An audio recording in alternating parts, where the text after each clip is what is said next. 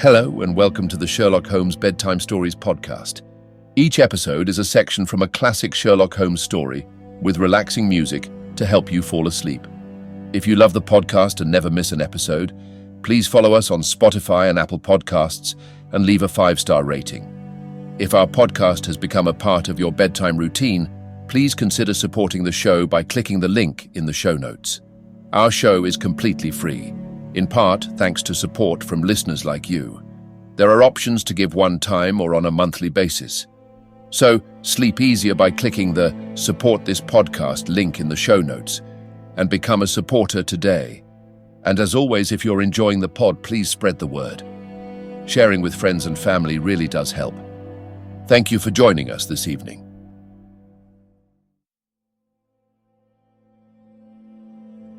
Now it's time to relax.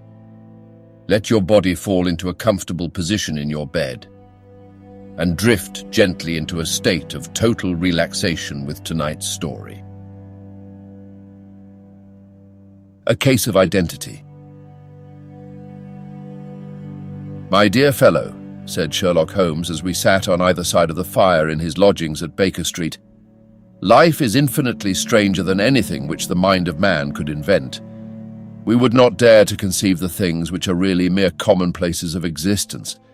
If we could fly out of that window hand in hand, hover over this great city, gently remove the roofs, and peep in at the queer things which are going on, the strange coincidences, the plannings, the cross-purposes, the wonderful chains of events, working through generations and leading to the most outre results, it would make all fiction with its conventionalities and foreseen conclusions most stale and unprofitable.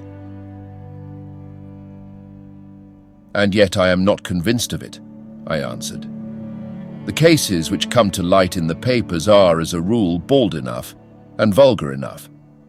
We have in our police reports realism pushed to its extreme limits, and yet the result is, it must be confessed, neither fascinating nor artistic.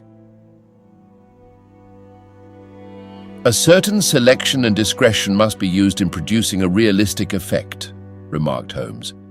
"This is wanting in the police report, where more stress is laid perhaps upon the platitudes of the magistrate than upon the details, which to an observer contain the vital essence of the whole matter. Depend upon it, there is nothing so unnatural as the commonplace." I smiled and shook my head. "I can quite understand your thinking so," I said.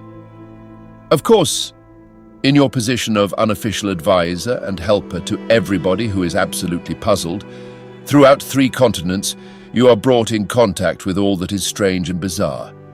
But here," I picked up the morning paper from the ground, "let us put it to a practical test. Here is the first heading upon which I come. A husband's cruelty to his wife. There is half a column of print, but I know without reading it that it is all perfectly familiar to me.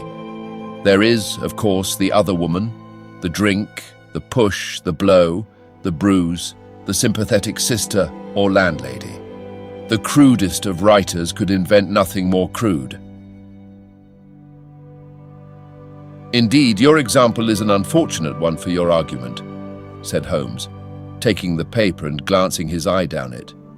"This is the Dundas separation case, and as it happens, I was engaged in clearing up some small points in connection with it. The husband was a teetotaler, there was no other woman, and the conduct complained of was that he had drifted into the habit of winding up every meal by taking out his false teeth and hurling them at his wife, which, you will allow, is not an action likely to occur to the imagination of the average storyteller. Take a pinch of snuff, Doctor, and acknowledge that I have scored over you in your example." He held out his snuff box of old gold, with a great amethyst in the center of the lid. Its splendor was in such contrast to his homely ways and simple life that I could not help commenting upon it. "Ah," said he, "I forgot that I had not seen you for some weeks. It is a little souvenir from the King of Bohemia in return for my assistance in the case of the Irene Adler papers." "And the ring?" I asked, glancing at a remarkable brilliant which sparkled upon his finger. It was from the reigning family of Holland, though the matter in which I served them was of such delicacy that I cannot confide it even to you, who have been good enough to chronicle one or two of my little problems. "And have you any on hand just now?" I asked with interest. "Some 10 or 12, but none which present any feature of interest. They are important, you understand, without being interesting. Indeed, I have found that it is usually in unimportant matters that there is a field for the observation and for the quick analysis of cause and effect which gives the charm to an investigation. The larger crimes are apt to be the simpler, for the bigger the crime, the more obvious, as a rule, is the motive. In these cases, save for one rather intricate matter which has been referred to me from Marseille, there is nothing which presents any features of interest. It is possible, however, that I may have something better before very many minutes are over, for this is one of my clients, or I am much mistaken." He had risen from his chair and was standing between the parted blinds, gazing down into the dull, neutral-tinted London street. Looking over his shoulder, I saw that on the pavement opposite there stood a large woman with a heavy fur boa round her neck and a large curling red feather in a broad-brimmed hat which was tilted in a coquettish Duchess of Devonshire fashion over her ear. From under this great panoply she peeped up in a nervous, hesitating fashion at our windows, while her body oscillated backward and forward, and her fingers fidgeted with her glove buttons. Suddenly, with a plunge, as of the swimmer who leaves the bank, she hurried across the road and we heard the sharp clang of the bell. "I have seen those symptoms before," said Holmes, throwing his cigarette into the fire. "Oscillation upon the pavement always means an affaire de cœur. She would like advice, but is not sure that the matter is not too delicate for communication. And yet even here we may discriminate. When a woman has been seriously wronged by a man, she no longer oscillates, and the usual symptom is a broken bell wire. Here we may take it that there is a love matter, but that the maiden is not so much angry as perplexed or grieved. But here she comes in person to resolve our doubts." As he spoke, there was a tap at the door, and the boy in buttons entered to announce Miss Mary Sutherland, while the lady herself loomed behind his small black figure like a full-sailed merchant man behind a tiny pilot boat. Sherlock Holmes welcomed her with the easy courtesy for which he was remarkable, and having closed the door and bowed her into an armchair, he looked her over in the minute and yet abstracted fashion which was peculiar to him. "Do you not find," he said, "that with your short sight it is a little trying to do so much typewriting?" "I did at first," she answered, "but now I know where the letters are without looking." Then, suddenly realizing the full purport of his words, she gave a violent start and looked up, with fear and astonishment upon her broad, good-humoured face. "You've heard about me, Mr. Holmes," she cried. "Else how could you know all that?" "Never mind," said Holmes, laughing. "It is my business to know things. Perhaps I have trained myself to see what others overlook. If not, why should you come to consult me?" "I came to you, sir, because I heard of you from Mrs. Etheridge, whose husband you found so easy when the police and everyone had given him up for dead. Oh, Mr. Holmes, I wish you would do as much for me. I'm not rich, but still I have 100 a year in my own right besides the little that I make by the machine, and I would give it all to know what has become of Mr. Hosmer Angel." "Why did you come away to consult me in such a hurry?" asked Sherlock Holmes, with his fingertips together and his eyes to the ceiling. Again a startled look came over the somewhat vacuous face of Miss Mary Sutherland. "Yes, "I did bang out of the house," she said, "for it made me angry to see the easy way in which Mr. Windibank, that is my father, took it all. He would not go to the police and he would not go to you. And so at last, as he would do nothing and kept on saying that there was no harm done, it made me mad, and I just on with my things and came right away to you." "Your father," said Holmes. "Your stepfather, surely, since the name is different."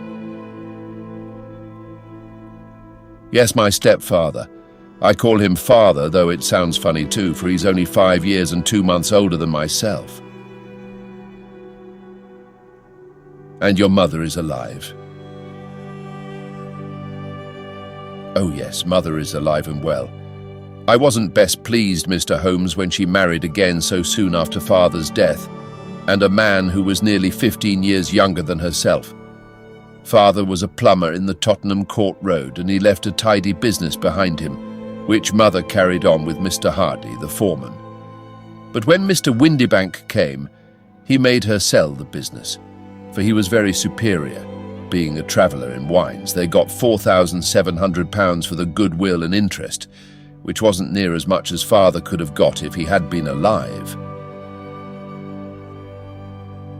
I had expected to see Sherlock Holmes impatient under this rambling and inconsequential narrative, but on the contrary, he had listened with the greatest concentration of attention. "Your own little income," he asked, "does it come out of the business?" "Oh, no, sir. It is quite separate and was left me by my Uncle Ned in Auckland. It is in New Zealand stock, paying 4.5%. £2,500 was the amount, but I can only touch the interest." "You interest me extremely," said Holmes, "and since you draw so large a sum as 100 a year, with what you earn into the bargain, you no doubt travel a little and indulge yourself in every way. I believe that a single lady can get on very nicely upon an income of about £60. "I could do with much less than that, Mr. Holmes, but you understand that as long as I live at home, I don't wish to be a burden to them, and so they have the use of the money just while I'm staying with them. Of course, that is only just for the time. Mr. Windibank draws my interest every quarter and pays it over to mother, and I find that I can do pretty well with what I earn at typewriting. It brings me 2p a sheet, and I can often do from 15 to 20 sheets in a day." "You have made your position very clear to me," said Holmes. "This is my friend, Dr. Watson, before whom you can speak as freely as before myself. Kindly tell us now all about your connection with Mr. Hosmer Angel." A flush stole over Miss Sutherland's face, and she picked nervously at the fringe of her jacket. "I met him first at the gasfitter's ball," she said. "They used to send father tickets when he was alive, and then afterwards they remembered us and sent them to mother. Mr. Windibank did not wish us to go. He never did wish us to go anywhere. He would get quite mad if I wanted so much as to join a Sunday school treat. But this time I was set on going, and I would go. For what right had he to prevent? He said the folk were not fit for us to know, when all father's friends were to be there. And he said that I had nothing fit to wear, when I had my purple plush that I had never so much as taken out of the drawer. At last, when nothing else would do, he went off to France upon the business of the firm. But we went, mother and I, with Mr. Hardy, who used to be our foreman, and it was there I met Mr. Hosmer Angel." "I suppose," said Holmes, "that when Mr. Windibank came back from France, he was very annoyed at your having gone to the ball." "Oh, well, he was very good about it. He laughed, I remember, and shrugged his shoulders and said there was no use denying anything to a woman, for she would have her way." "I see. Then at the gasfitter's ball you met, as I understand, a gentleman called Mr. Hosmer Angel." "Yes, sir. I met him that night, and he called next day to ask if we had got home all safe. and after that we met him. That is to say, Mr. Holmes, I met him twice for walks, but after that father came back again and Mr. Hosmer Angel could not come to the house anymore. No? Well, you know, father didn't like anything of the sort. He wouldn't have any visitors if he could help it, and he used to say that a woman should be happy in her own family circle. But then, as I used to say to mother, a woman wants her own circle to begin with, and I had not got mine yet. But how about Mr. Hosmer Angel? Did he make no attempt to see you? Well, father was going off to France again in a week, and Hosmer wrote and said that it would be safer and better not to see each other until he had gone. We could write in the meantime, and he used to write every day. I took the letters in the morning, so there was no need for father to know. Were you engaged to the gentleman at this time? Oh yes, Mr. Holmes, we were engaged after the first walk that we took. Hosmer, Mr. Angel, was a cashier in an office in Leadenhall Street, and... What office? That's the worst of it, Mr. Holmes, I don't know. Where did he live then? He slept on the premises. And you don't know his address? No, except that it was Leadenhall Street. Where did you address your letters then? To the Leadenhall Street post office, to be left till called for. He said that if they were sent to the office, he would be chaffed by all the other clerks about having letters from a lady. So I offered to typewrite them like he did his, but he wouldn't have that, for he said that when I wrote them, they seemed to come from me. But when they were typewritten, he always felt that the machine had come between us. That will just show you how fond he was of me, Mr. Holmes, and the little things that he would think of. It was most suggestive, said Holmes. It has long been an axiom of mine that the little things are infinitely the most important. Can you remember any other little things about Mr. Hosmer Angel? He was a very shy man, Mr. Holmes.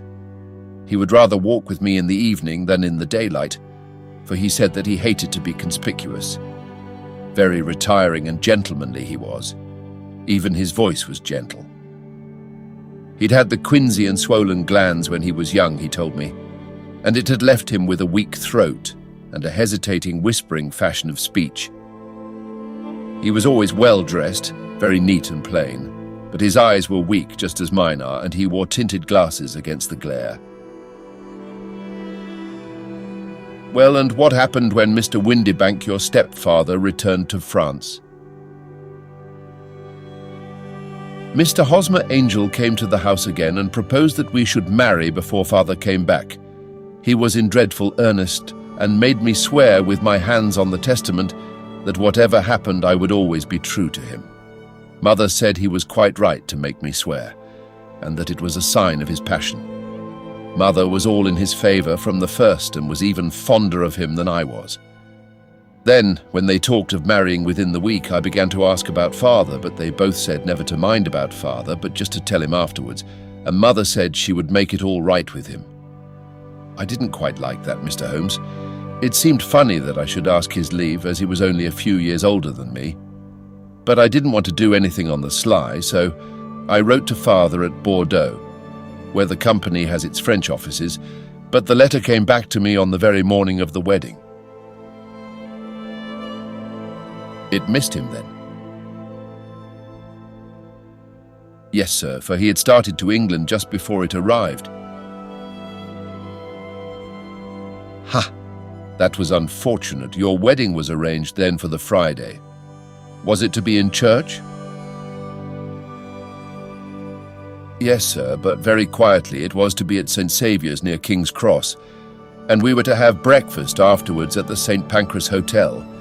Hosmer came for us in a hansom, But as there were two of us, he put us both into it and stepped himself into a four-wheeler, which happened to be the only other cab in the street. We got to the church first, and when the four-wheeler drove up, we waited for him to step out, but he never did. And when the cabman got down from the box and looked, there was no one there. The cabman said that he could not imagine what had become of him, for he had seen him get in with his own eyes. That was last Friday, Mr. Holmes, and I have never seen or heard anything since then to throw any light upon what became of him. It seems to me that you have been very shamefully treated, said Holmes. Oh no, sir, he was too good and kind to leave me so. Why, all the morning he was saying to me that whatever happened, I was to be true, and that even if something quite unforeseen occurred to separate us, I was always to remember that I was pledged to him and that he would claim his pledge sooner or later. It seemed strange talk for a wedding morning, but what has happened since gives a meaning to it. Most certainly it does. Your own opinion is then that some unforeseen catastrophe has occurred to him? Yes, sir. I believe that he foresaw some danger, or else he would not have talked so. And then I think that what he foresaw happened. But you have no notion as to what it could have been? None. One more question. How did your mother take the matter? She was angry and said that I was never to speak of the matter again. And your father? Did you tell him? Yes, and he seemed to think with me that something had happened and that I should hear of Hosmer again. As he said, what interest could anyone have in bringing me to the doors of the church and then leaving me? Now, if he had borrowed my money, or if he had married me and got my money settled on him, there might be some reason. But Hosmer was very independent about money and never would look at a shilling of mine. And yet, what could have happened? And why could he not write? Oh, it drives me half mad to think of it, and I can't sleep a wink at night. She pulled a little handkerchief out of her muff and began to sob heavily into it. I shall glance into the case for you, said Holmes, rising, and I have no doubt that we shall reach some definite result. Let the weight of the matter rest upon me now, and do not let your mind dwell upon it further. Above all, try to let Mr. Hosmer Angel vanish from your memory as he has done from your life. Then you don't think I'll see him again? I fear not. Then what has happened to him? You will leave that question in my hands. I should like an accurate description of him and any letters of his which you can spare. I advertised for him in last Saturday's Chronicle, said she. Here is the slip, and here are 4 letters from him. Thank you, and your address? Number 31 Lion Place, Camberwell. Mr. Angel's address you never had, I understand. Where is your father's place of business? He travels for Westhouse and Marbank, the great claret importers of Fenchurch Street. Thank you. You have made your statement very clearly. You will leave the papers here, and remember the advice which I have given you. Let the whole incident be a sealed book, and do not allow it to affect your life. You are very kind, Mr. Holmes, but I cannot do that. I shall be true to Hosmer. He shall find me ready when he comes back. For all the preposterous hat and the vacuous face, there was something noble in the simple faith of our visitor which compelled our respect. She laid her little bundle of papers upon the table and went her way with a promise to come again whenever she might be summoned. Sherlock Holmes sat silent for a few minutes with his fingertips still pressed together, his legs stretched out in front of him, and his gaze directed upward to the ceiling. Then he took down from the rack the old and oily clay pipe, which was to him as a counsellor, and having lit it, he leaned back in his chair with the thick blue cloud wreaths spinning up from him, and a look of infinite languor in his face. "Quite an interesting study, that maiden," he observed. "I found her more interesting than her little problem, which, by the way, is rather a trite one. You will find parallel cases, if you consult my index, in Andover in '77, and there was something of the sort at The Hague last year.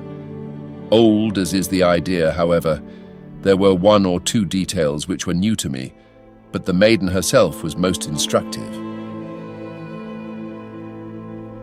"You appeared to read a good deal upon her which was quite invisible to me," I remarked.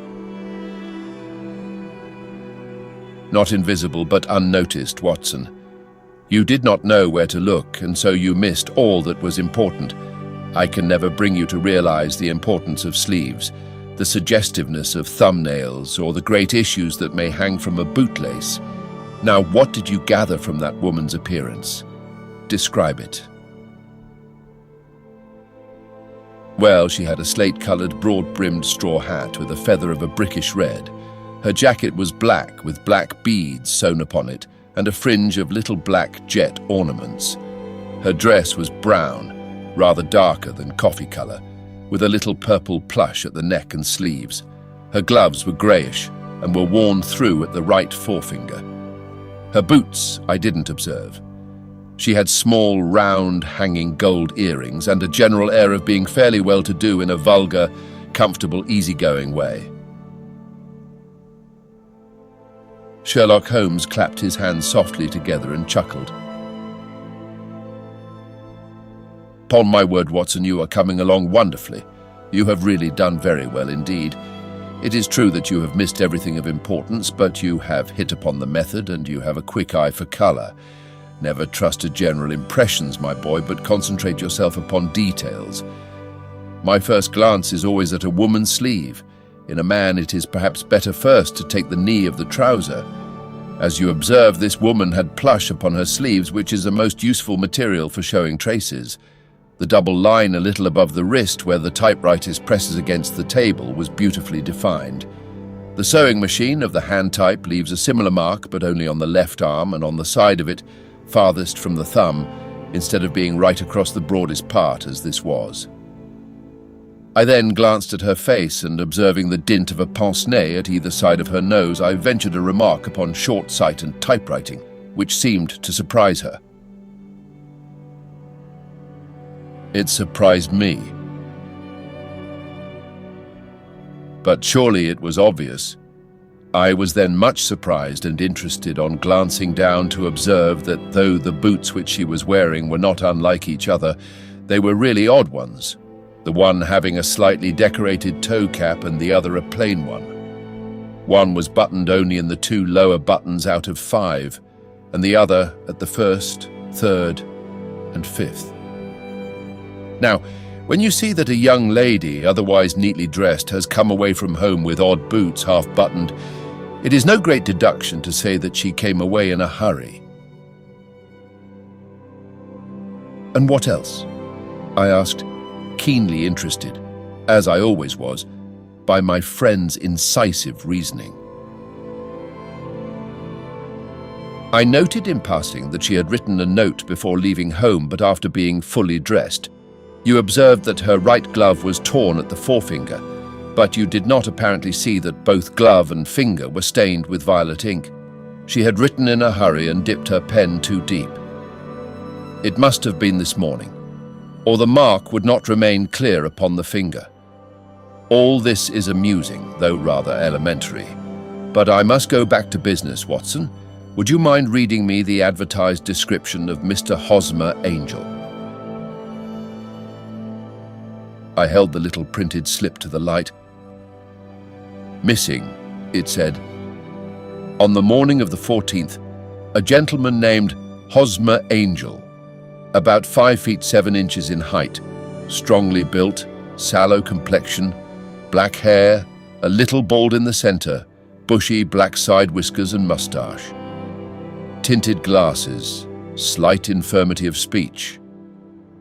Was dressed, when last seen, in black frock coat faced with silk, black waistcoat, gold Albert chain and grey Harris tweed trousers, with brown gaiters over elastic-sided boots, known to have been employed in an office in Leadenhall Street, anybody bringing, and so on and so on. "That will do," said Holmes. "As to the letters," he continued, glancing over them, "they are very commonplace.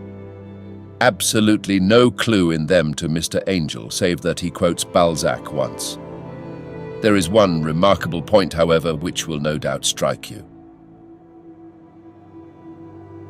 "They are typewritten," I remarked. "Not only that, but the signature is typewritten. Look at the neat little Hosmer Angel at the bottom. There is a date, you see, but no superscription except Leadenhall Street, which is rather vague. The point about the signature is very suggestive. In fact, we may call it conclusive." "Of what?" "My dear fellow, is it possible you do not see how strongly it bears upon the case?" "I cannot say that I do, unless it were that he wished to be able to deny his signature if an action for breach of promise were instituted." "No, that was not the point. However, I shall write 2 letters which should settle the matter. One is to a firm in the city, the other is to the young lady's stepfather, Mr. Windybank, asking him whether he could meet us here at 6 o'clock tomorrow evening. It is just as well that we should do business with the male relatives. And now, Doctor, we can do nothing until the answers to those letters come, so we may put our little problem upon the shelf for the interim." I had had so many reasons to believe in my friend's subtle powers of reasoning and extraordinary energy in action that I felt that he must have some solid grounds for the assured and easy demeanour with which he treated the singular mystery which he had been called upon to fathom. Once only had I known him to fail, in the case of the King of Bohemia and of the Irene Adler photograph. But when I looked back to the weird business of the Sign of Four and the extraordinary circumstances connected with the study in scarlet, I felt that it would be a strange tangle indeed which he could not unravel. I left him then, still puffing at his black clay pipe, with the conviction that when I came again on the next evening, I would find that he held in his hands all the clues which would lead up to the identity of the disappearing bridegroom of Miss Mary Sutherland. A professional case of great gravity was engaging my own attention at the time, and the whole of next day I was busy at the bedside of the sufferer. It was not until close upon 6 o'clock that I found myself free, and was able to spring into a hansom and drive to Baker Street, half afraid that I might be too late to assist at the denouement of the little mystery. I found Sherlock Holmes alone, however, half asleep, with his long, thin form curled up in the recesses of his armchair. A formidable array of bottles and test tubes, with the pungent, cleanly smell of hydrochloric acid, told me that he had spent his day in the chemical work which was so dear to him. "Well, have you solved it?" I asked as I entered. "Yes, it was the bisulfate of baryta." No, the mystery," I cried. "Oh, that. I thought of the salt that I have been working upon. There was never any mystery in the matter, though, as I said yesterday, some of the details are of interest. The only drawback is that there is no law, I fear, that can touch the scoundrel." "Who was he then, and what was his object in deserting Miss Sutherland?" The question was hardly out of my mouth, and Holmes had not yet opened his lips to reply, when we heard a heavy footfall in the passage and a tap at the door. "This is the girl's stepfather, Mr. James Windybank," said Holmes. "He has written to me to say that he would be here at 6. Come in." The man who entered was a sturdy, middle-sized fellow, some 30 years of age, clean-shaven and sallow-skinned, with a bland, insinuating manner and a pair of wonderfully sharp and penetrating grey eyes.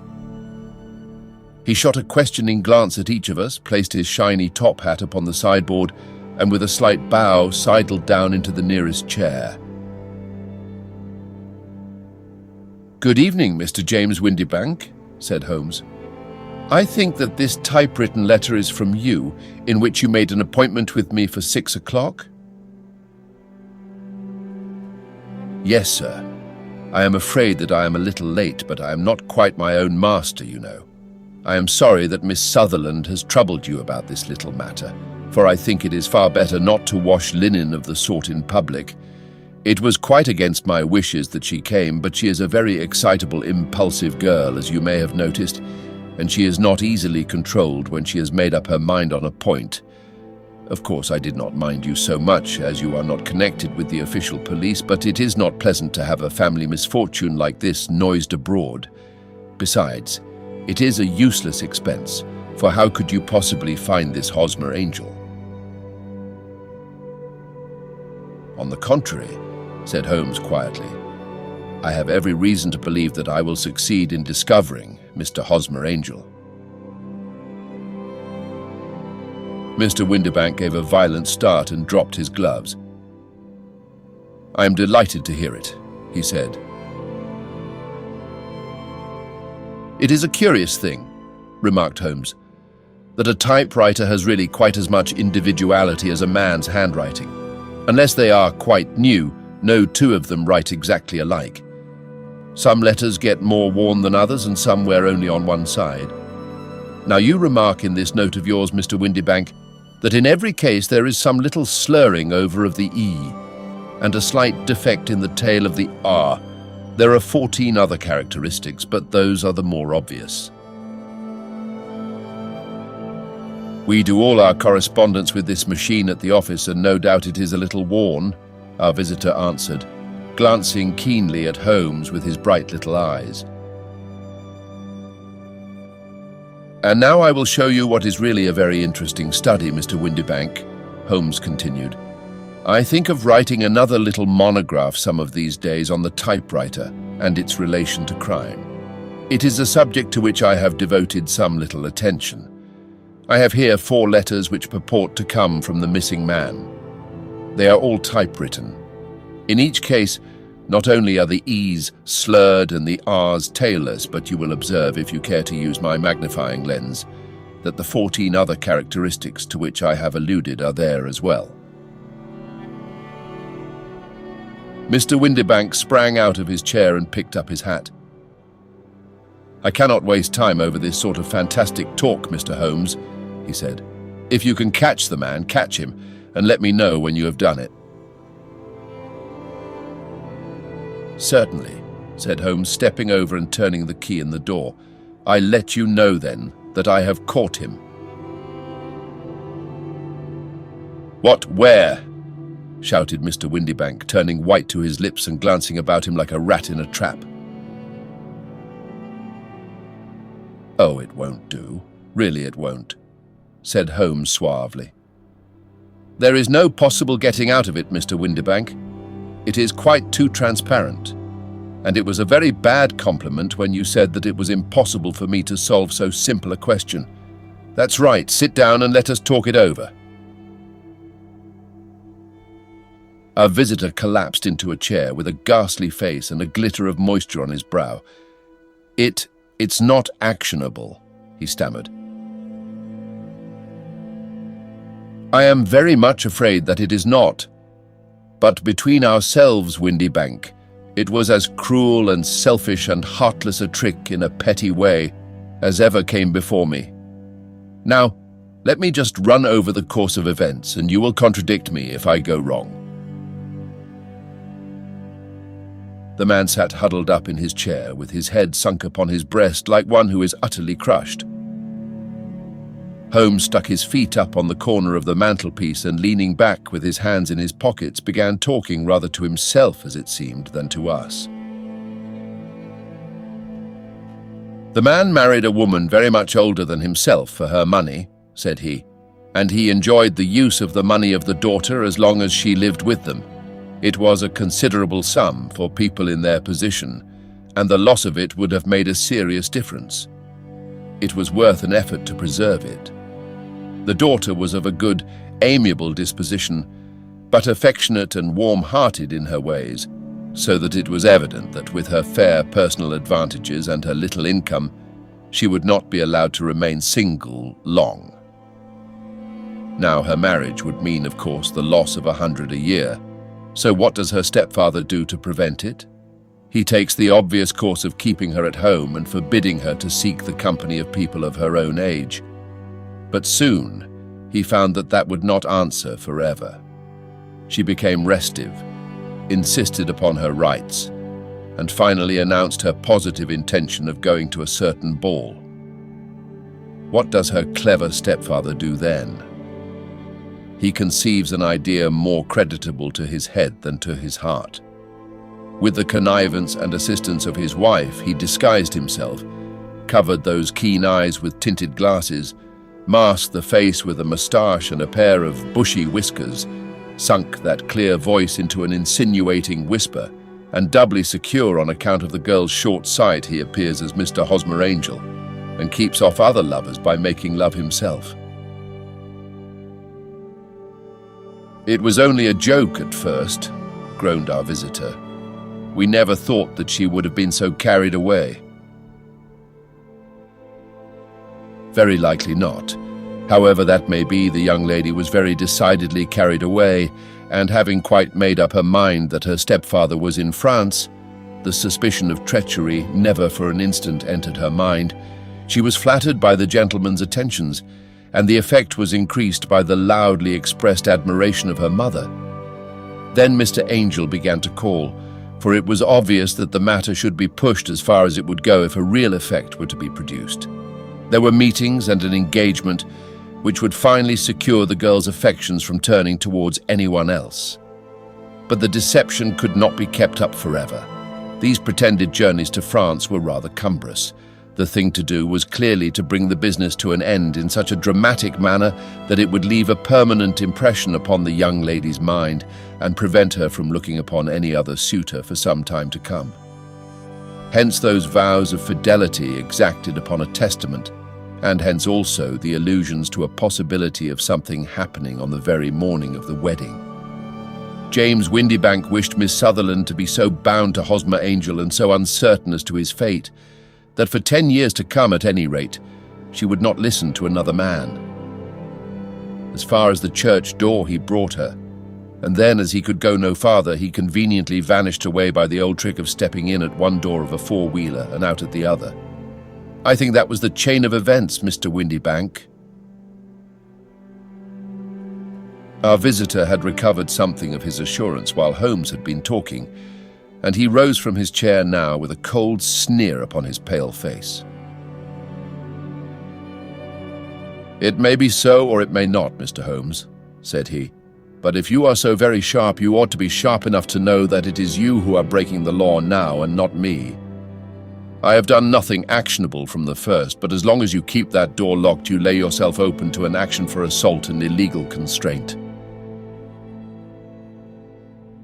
The law cannot, as you say, touch you," said Holmes, unlocking and throwing open the door. "Yet there never was a man who deserved punishment more. If the young lady has a brother or a friend, he ought to lay a whip across your shoulders. By Jove," he continued, flushing up at the sight of the bitter sneer upon the man's face, "it is not part of my duties to my client, but here's a hunting crop handy, and I think I shall just treat myself to—" He took 2 swift steps to the whip, but before he could grasp it, there was a wild clatter of steps upon the stairs.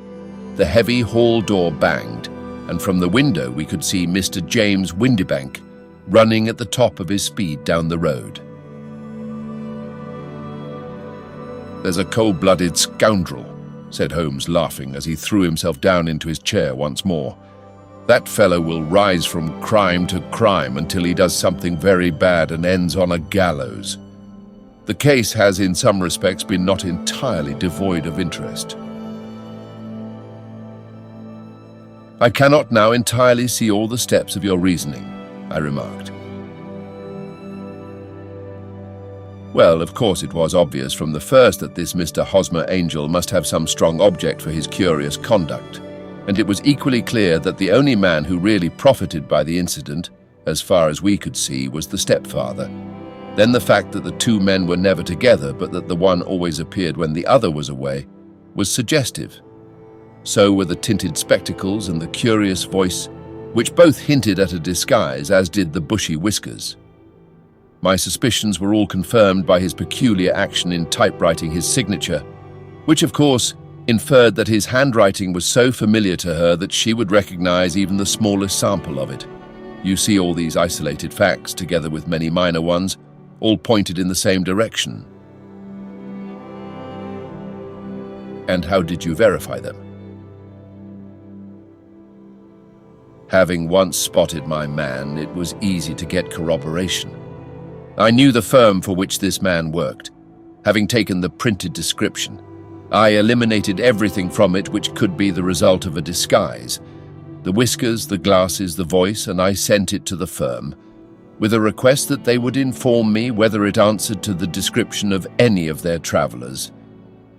I had already noticed the peculiarities of the typewriter, and I wrote to the man himself at his business address asking him if he would come here. As I expected, his reply was typewritten and revealed the same trivial but characteristic defects. The same post brought me a letter from Westhouse and Marbank of Fenchurch Street to say that the description tallied in every respect with that of their employee, James Windybank. Voilà tout! And Miss Sutherland. If I tell her, she will not believe me. You may remember the old Persian saying, "There is danger for him who taketh the tiger cub, and danger also for whoso snatches a delusion from a woman." There is as much sense in Hafiz as in Horace, and as much knowledge of the world.